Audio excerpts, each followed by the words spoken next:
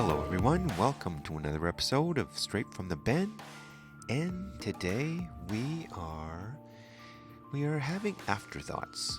Basically, this is a new segment we're going to try, and we're going to try to do this every time we have a guest. So after our guest, we will have our afterthoughts and just see what we thought. Did it change our minds? Did it change our perspective on things? So Al and I just had a very good discussion about education. So after our discussion with Armand Doucet. So it's just basically sharing our thoughts. Just two average guys giving our opinions, basically is what it is. So take it for what it's worth. So anyways, here we go with Afterthoughts Education. Testing. Testing 1, 2. 2, 5, 7. Test. 2, 5, 7. Welcome 1, to Straight from the Ben. 5, 6, 7, 8, 9. Probably the most average podcast ever. In 3, 2, 1. Al. Fern. Here we are. Yes, We just had a blast. we did.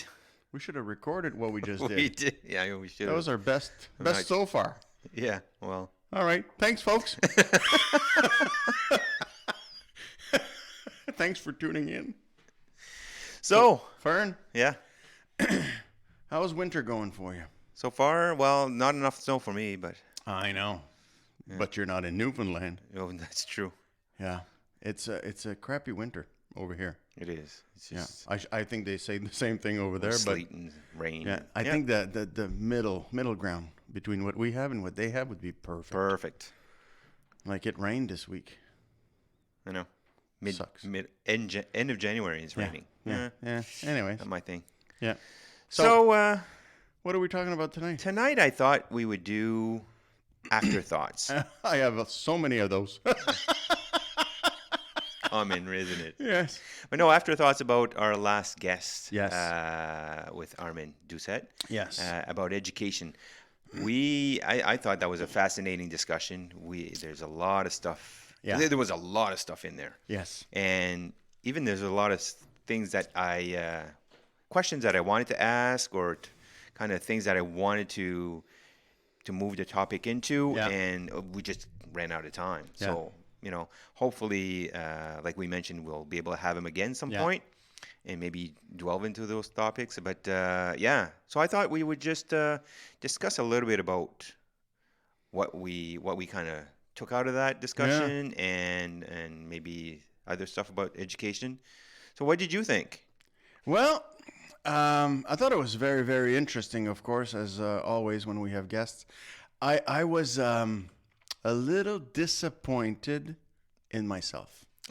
You always see, are, though. See what I did there? You're critical. No, but disappointed in what I had been thinking. Okay. Oh, okay. And he said that during the podcast, and I think there's a lot of people out there from New Brunswick or the Atlantic region that think, no, our system is less than adequate and it's not as good. Yes. And I've been one of those, and I think it's because that's what I was hearing on the news or reading up, that we didn't have enough hours of education. Right. Our system was second grade, but Armand really said, no, we have a great educational system in New Brunswick. Yeah. In Canada, but in New Brunswick in particular. Yeah.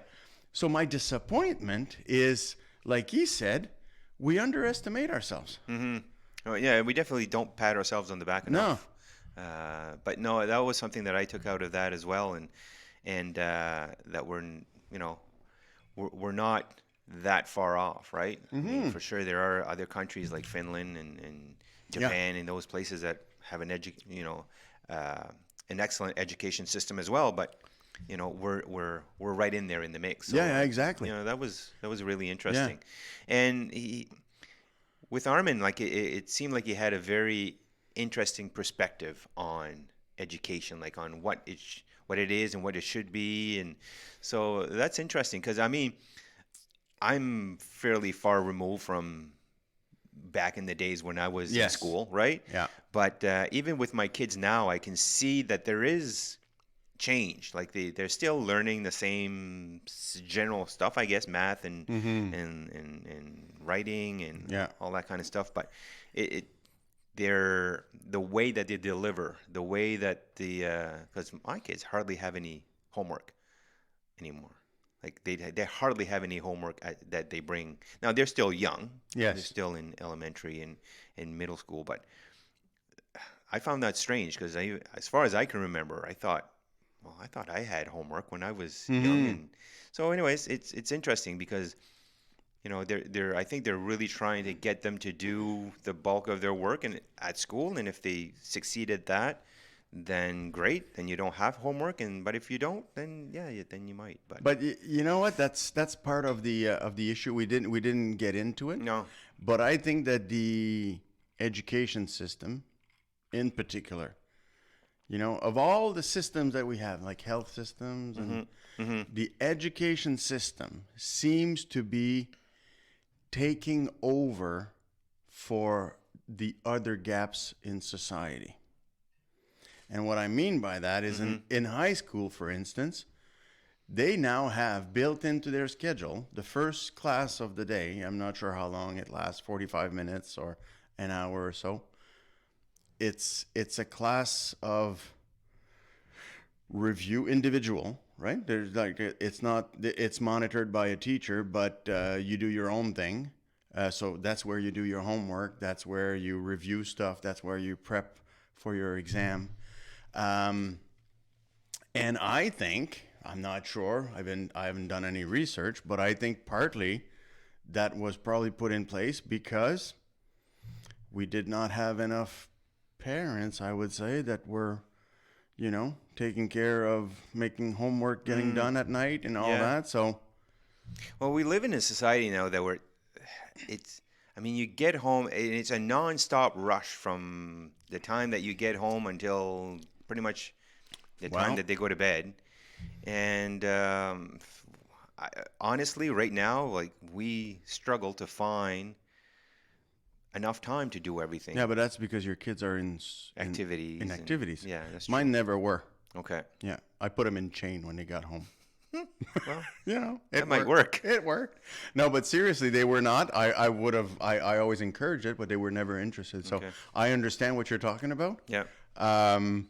And I say with a smirk, I'm glad I just saw it from a distance because I don't know how some parents do it. Yeah. So yes, I understand what you're talking about. Never was that way for me. But at the same time, I had it easy. I never had to ask my kids for homework. Okay. Like they do it. They just did They it. just do it. Yeah. So yeah.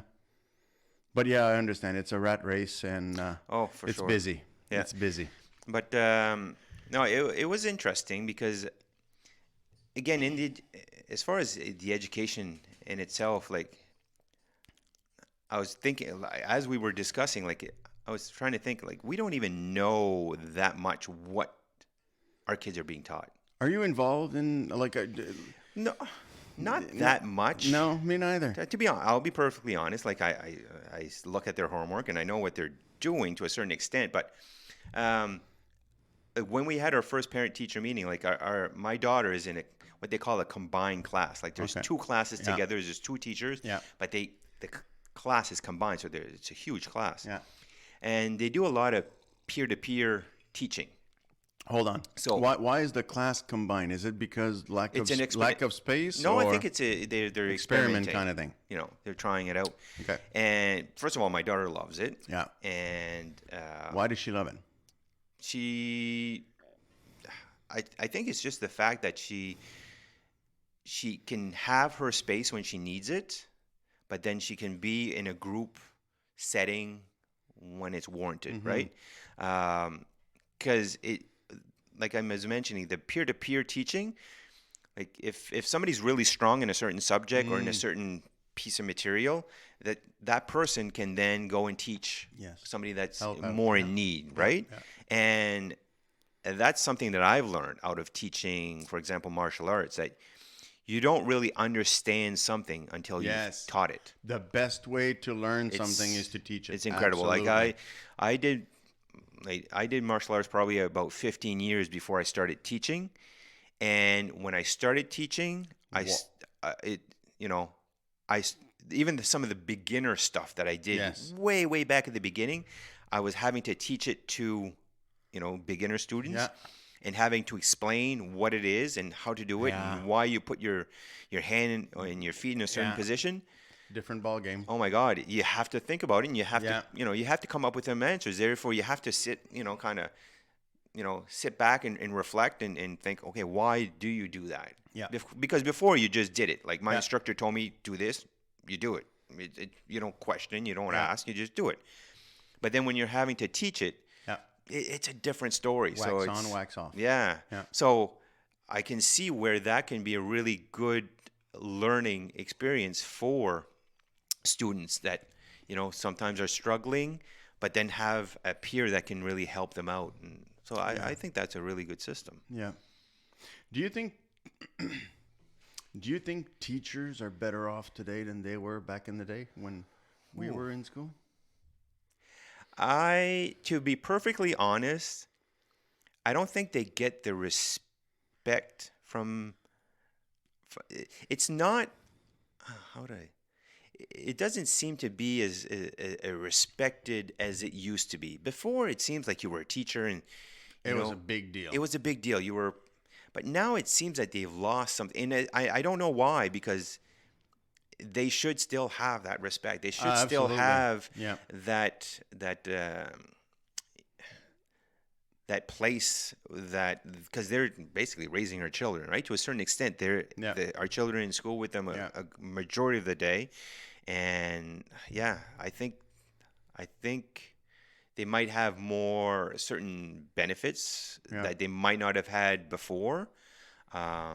But I don't know. Like I don't know if think the it's, students I think- respect them as much. And I think it's a generational thing. Yeah. And I think the lack of respect, unfortunately, I may be wrong, but I think it comes more from parents than it does from kids. And I think it comes from that generation that brought up their kids to be kings and queens, and that their kids could do no wrong. So Yeah. when the teacher wrote back a note or sent something home, back in the day before email, yeah.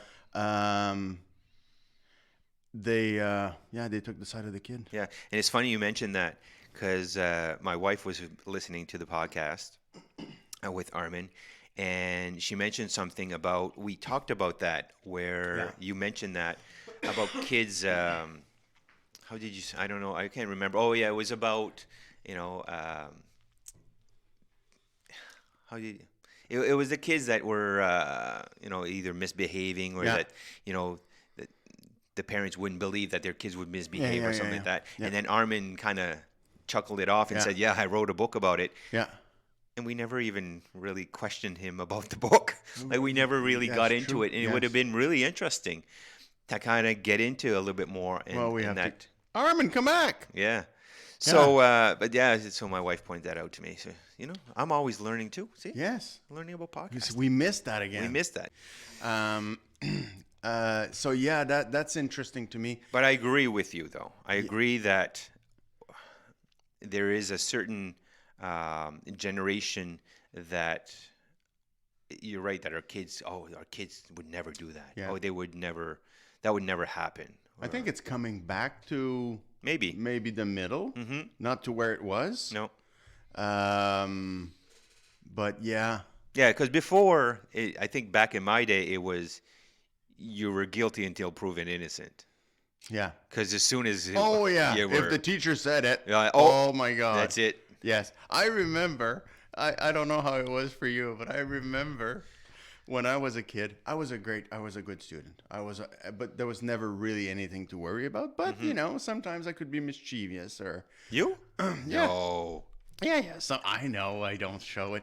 So back in the day, my parents used to go to the parent-teacher meeting faithfully, right? And it was a super exciting evening for me, as well as nerve-wracking, right?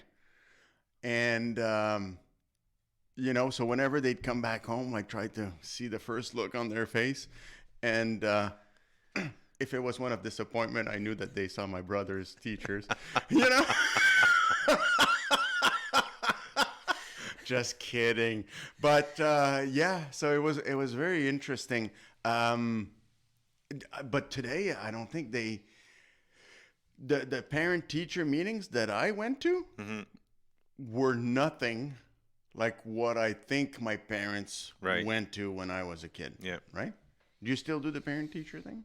I try. Yeah, we try. Yeah. But it's funny now because oftentimes we'll get a notice. Oh, we don't need to see you. So okay, it's good news, right? If they Yeah, don't yeah. need to see us, Yeah. it's good news. Now I just wait for the note, we need to see you. Yeah. I haven't been to one in a long time. Yeah. My oldest, who's now in university, I think we went to one when he started high school. But he was a good kid, a good student.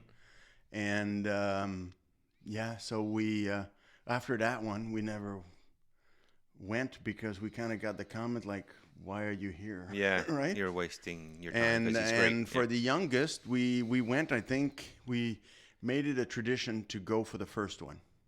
Yeah.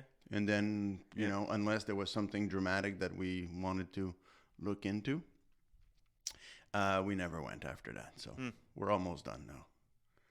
Funny because something else that I wanted to ask Armin. I mean, this was more of I want to kind of get his opinion.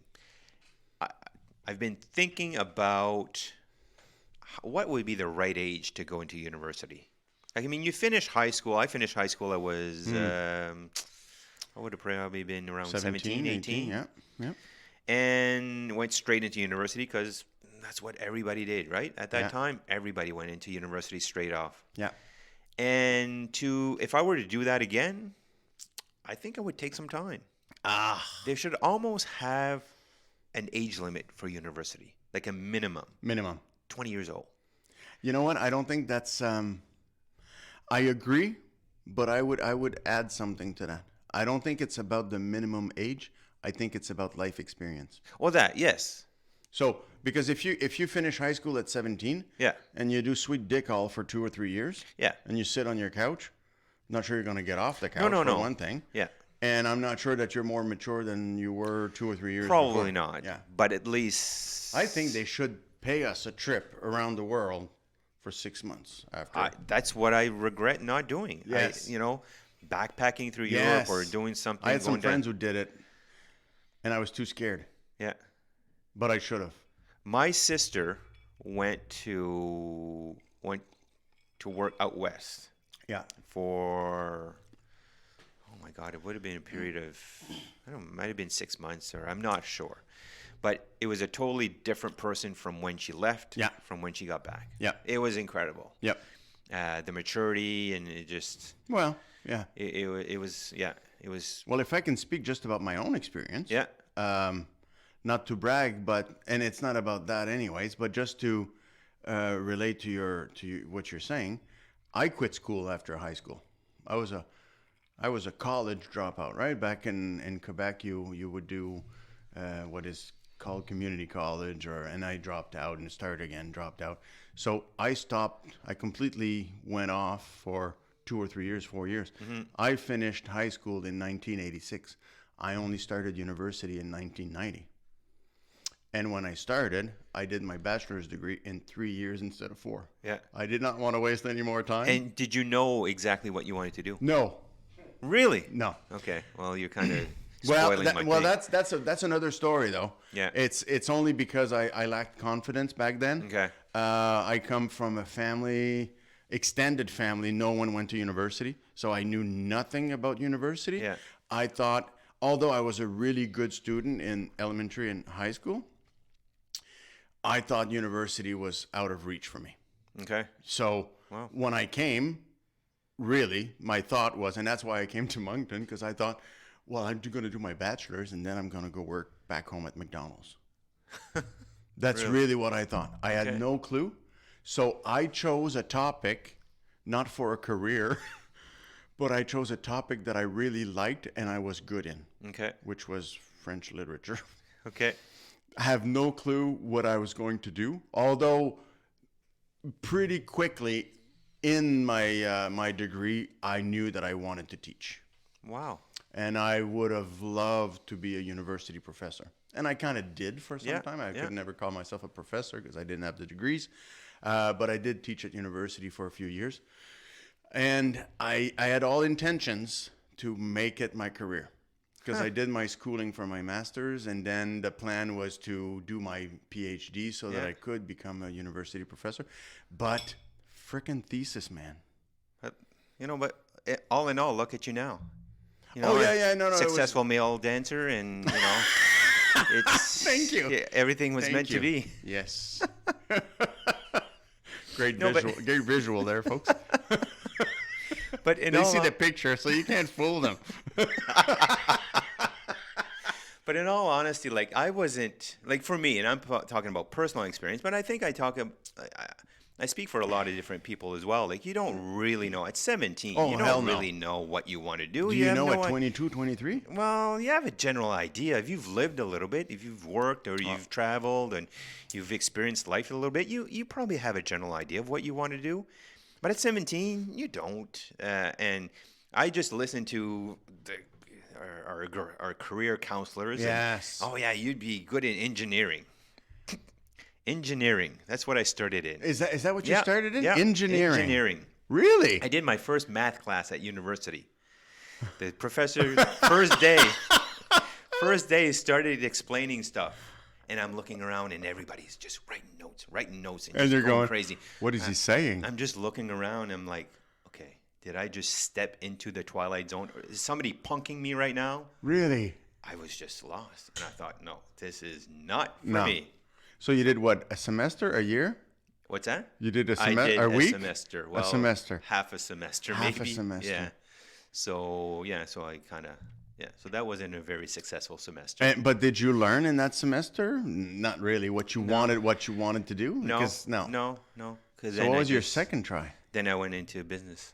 Business. Yeah. And that was a little bit more, I knew that was more general. That would be kind of like encompassing a lot more. Yeah. That kind of would, give me a lot more options. Yeah. And, but as far as like to know what I wanted to do, no. Yeah. So, if there is one little regret that, and that's why I say, like, it's a shame that there isn't kind of a limit. Say, okay, you need a year off or you need Yes, a year of yes, working experience yes. or traveling experience Yes. under your belt before making that, because it's a big decision. It is a huge know? decision. And you know what? The sad thing about that decision, it's not that big of a decision if you can restart or, do one. It's a freaking expensive mistake if you Exactly. don't pick right the first time. Yes. That's the problem right there. Yes, I had friends that were paying their student loan that just finished maybe 2 years ago. How much did you have student loans? No. Ah, lucky bugger. I was lucky enough that one of my parents was working at university. Yes. So I had I met half him. off Yes. tuition. I liked him. Yeah. And Hi, Dad. yeah, hi Dad. And then I worked. I worked the summers and I worked during university, and so Yeah. I was very lucky. I stayed at home.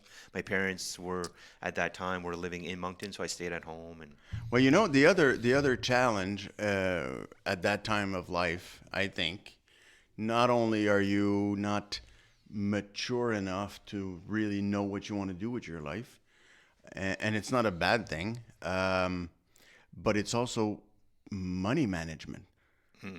For many of us, like when I came to university, I came into residence. I was on my own. it's your first time. My first time. Well, actually, no, that's not true because I lived in an apartment Okay. during those 4 years that I talked about.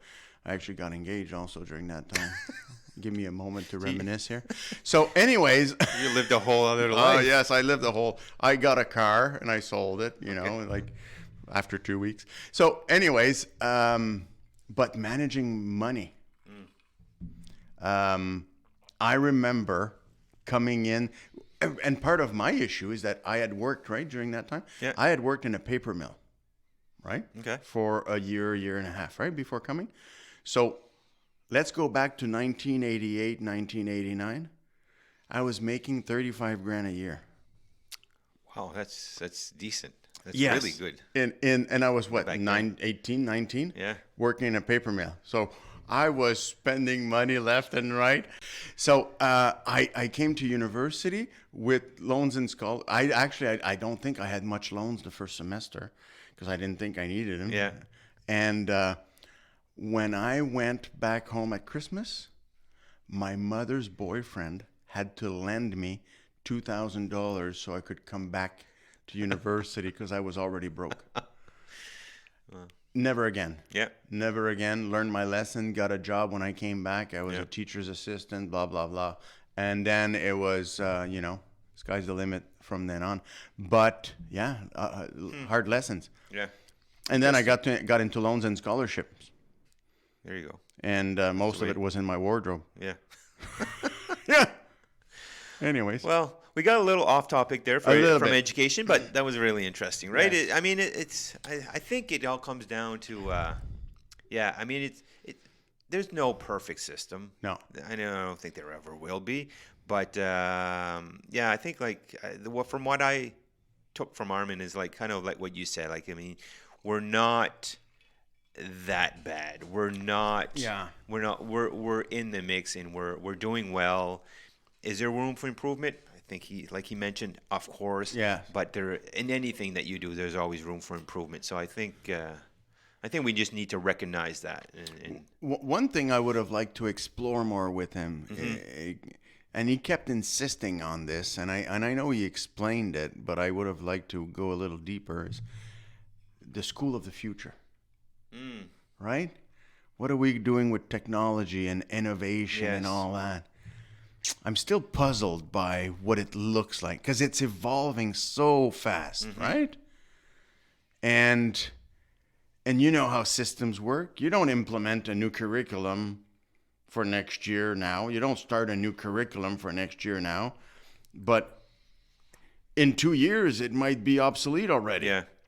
So how do you keep up with the school of the future or the needs of the future in a so fast changing environment? I don't know if it's going to change that much in the elementary, middle school environment, but definitely when you get into the high school and in university, even in university, I mean, I know a few people that are currently in university, and it's changed. It's not what it is, and you can almost do a full bachelor's degree online now. Oh yes. You can buy one. That's true. But definitely technology is going to change the way education is delivered, the way it's viewed, and so things to come. Yes. Definitely things to come. Yes. Speaking of online, I know we're a bit off topic, but what do you think of? Because I've always had a very strong opinion, but I realize now that it's about my generation, about face-to-face education versus online, using platforms like WebEx or distance, with a Skype and, a teacher on a camera. Yeah. What's your take on all of that? I'm a one-on-one kind of guy. Yeah. Like, right? I prefer the that contact, that eye-to-eye stuff, and so to me, it's still the one-on-one, in-person stuff that would be my preference. Do you think your kids are like that? I don't know because It's interesting, huh? that generation, right? They're used to, Yeah. they don't call each other on the phone anymore. No. They text, they do TikTok, they Yeah. do whatever. So that's an interesting point. Yeah. Like both my kids worked at a movie theater, and their training was all online. Yeah. Even before the first day, right? I think that there was an orientation session for 2 or 3 hours on site, but there was like 12 hours of training online, something like that. I mean, you definitely have some advantages. Consistency, right? If you're doing the training online, it's consistent. Everybody gets the same exact training. It's all the same. Now, does everybody learn the same way? No. So is it going to be functional for everybody? No. But now with the way that our kids are being brought up, that might be the way of the future. Well, I think that's what they prefer. It's Yeah. that's why I said it's Maybe. a generational thing. Yeah. I think that like the younger generations in our workplace, I think they love the online think so thing, too. and I'll do it when I want, and My own they're really pace into and- it. Yep. And whatever I have to do online training, I go, oh crap! Yeah. I procrastinate, but they kind of like it. Anyways, interesting. Interesting. Well, that was fun. That was fun. It was a good afterthought. Yes, a good afterthought. I think we think should we- do this more often. Yes. You know, after our guests, have this kind of little discussion, talk about it. Yeah. And it would be great for our listeners to send in comments if you Yes. have Afterthoughts. Stereo. So and, we Yeah, can, we like to have comments. yes. And be nice, but tell us what we Sure. what we How could we do can- better. yeah, And absolutely. if you have suggestions for guests, Oh my God, yes. if you have talented kids. Oh, Huh? we are going to start a segment Yes. on with kids. Smart kids. Smart Well, kids. not smart kids. Kids with talent. Kids that have something to say. Something to say, something special, or Yeah. something, a certain skill, or Yeah. I mean, what we want to do again is to highlight these kids and to listen to these kids, right? Because again, we're talking about education, we're talking about the future. Yeah. I mean, these kids are the ones that are there, right? They're going to be our future. So I think we want to do an ongoing segment Yeah. on with kids, Yeah. and have them talk and Yeah. and listen to them. So, So I think parents that'll out be there, fun. yeah, parents out there, Yeah. you can come with your kids. Sure. We want to talk to your kids. Bring your kids. Cool. All right, Fern. Well, It's been a pleasure. again, Yes, Denis. All right.